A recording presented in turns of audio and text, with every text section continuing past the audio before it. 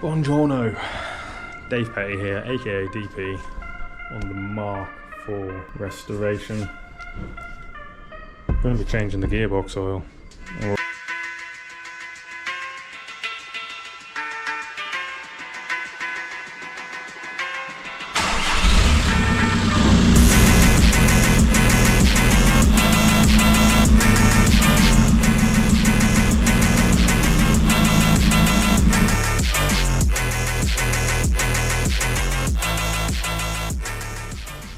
So, first things first, this is our fill plug.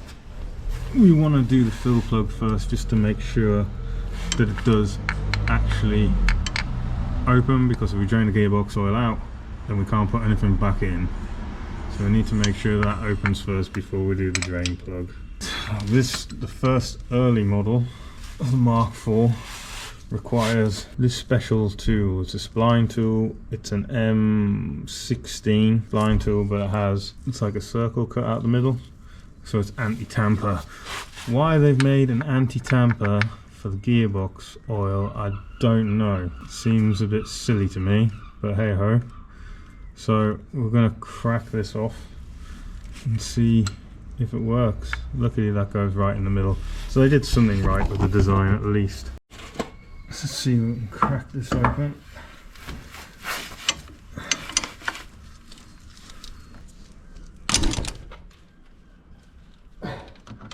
And there's a crack. I'll just nip that up. So at least we can fill. What the hell's that? At least we can fill up anyway. Moving on to the drain. So the drain bolt is the same lame one.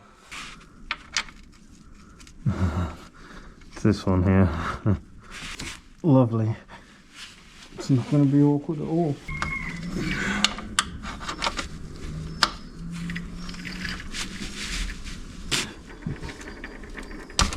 Oh, that came undone just easy as well. Now let's see whether there's any oil in it. We undo the top, and there's nothing at all come out.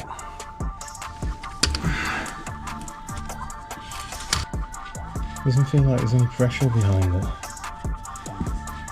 I ain't sure if there's any oil in it anyway.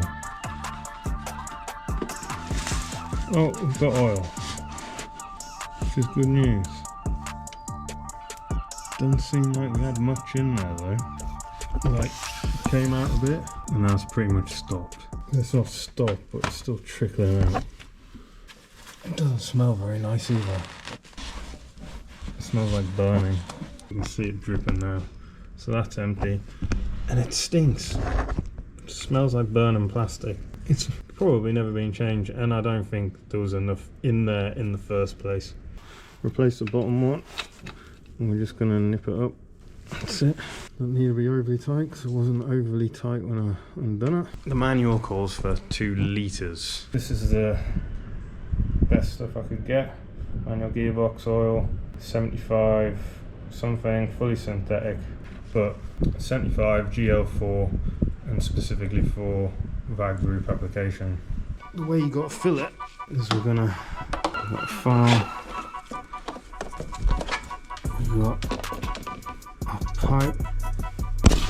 We need to put a pipe in. There we go. So this is my setup, so I can pour it in the top.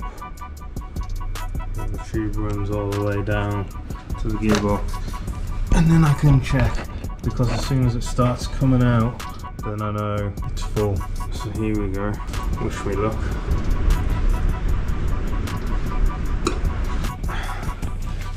See it going in. Set in the tube. Yeah, it works. Let's do this.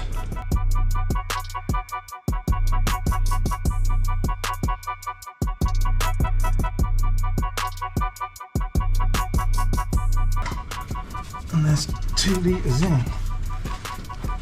So I'm slightly worried at the fact that nothing's started coming back out. but it's 2 litres and that's what it called for. I guess we'll just have to wait and see what it shifts like. Knit that back up.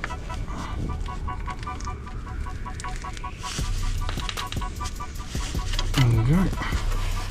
That's a gearbox oil change. It'll be interesting to see what that feels like once we give it a little run out. So we did the gearbox oil yesterday. I'm not happy with it because, like I said before, every gearbox oil change that I've seen, the oil gets filled up to the drain level, and this wasn't. So I looked in the forums and they say that 2 litres, which the Haynes manual says, is actually incorrect, and it should take 2.3 litres. So I bought another bottle. It's like 17 quid, and we're gonna put some more in there. It still stinks. I'm not keen on the smell of transmission oil. Just do it slowly, it'll be alright.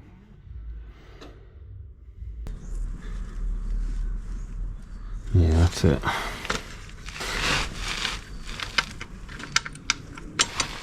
Just nipple it up.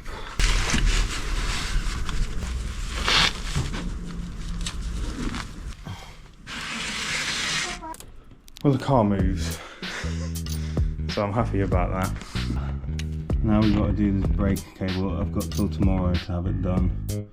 Crack this wheel off before I lift it up off the ground, otherwise you'll never get the nuts undone.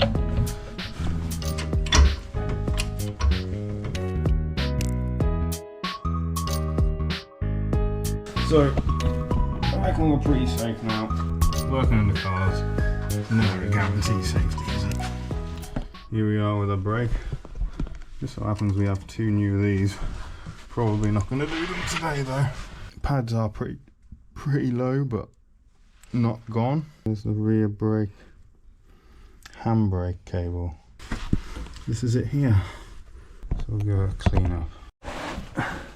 So the mechanism's completely gacked crap.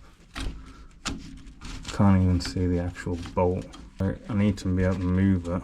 If I can't move it and I can't get the cable out, clean it up as best I can. Hopefully it will come loose.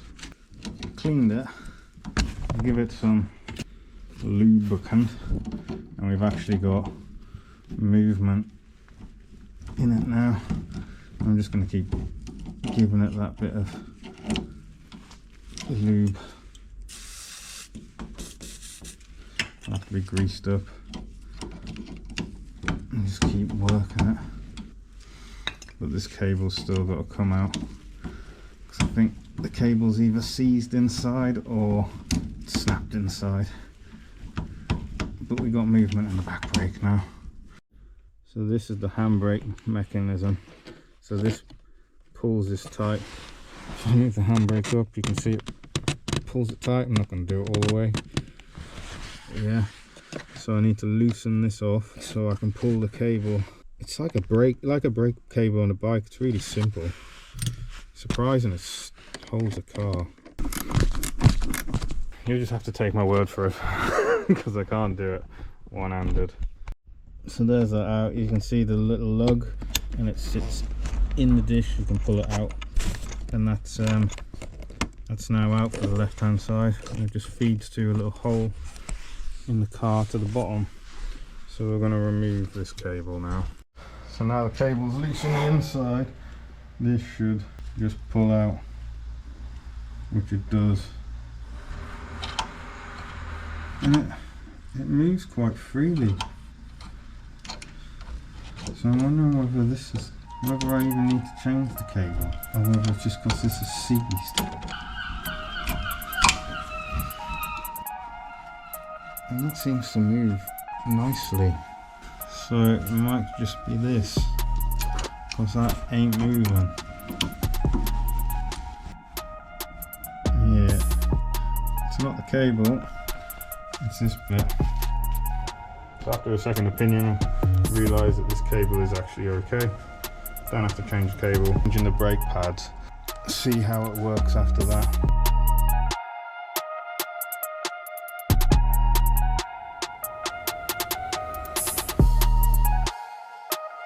Calipers off. We've got these pads off. And pads go right on there.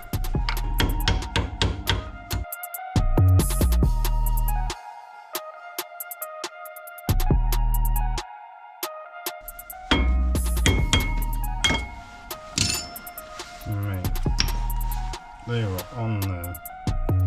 Calipers all back on, and the cables all back on again.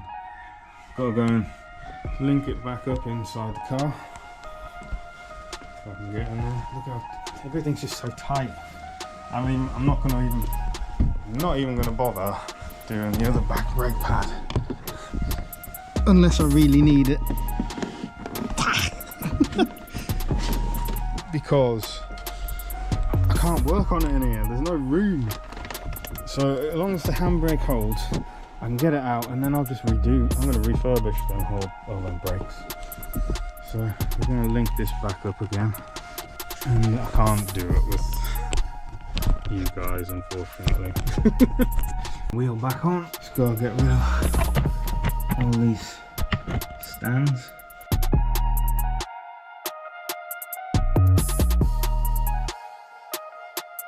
Tighten up these wheel nuts.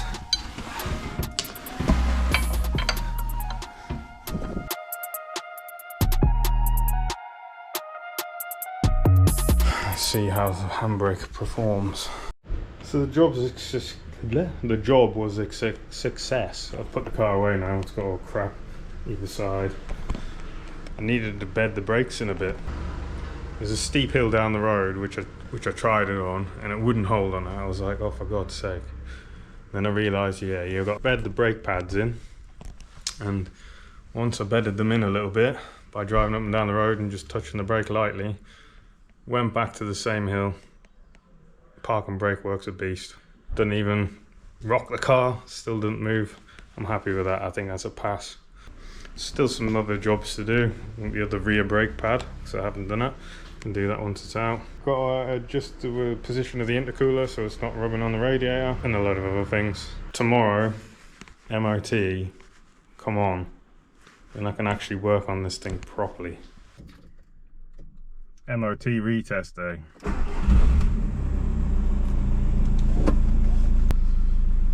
Exciting! Yeah, let's see what the MOT Retest. It's only for park and brake. I'm pretty sure I've cured the issue. Fingers crossed. MOT, pass. Pass with some defects. Just the indicator switch.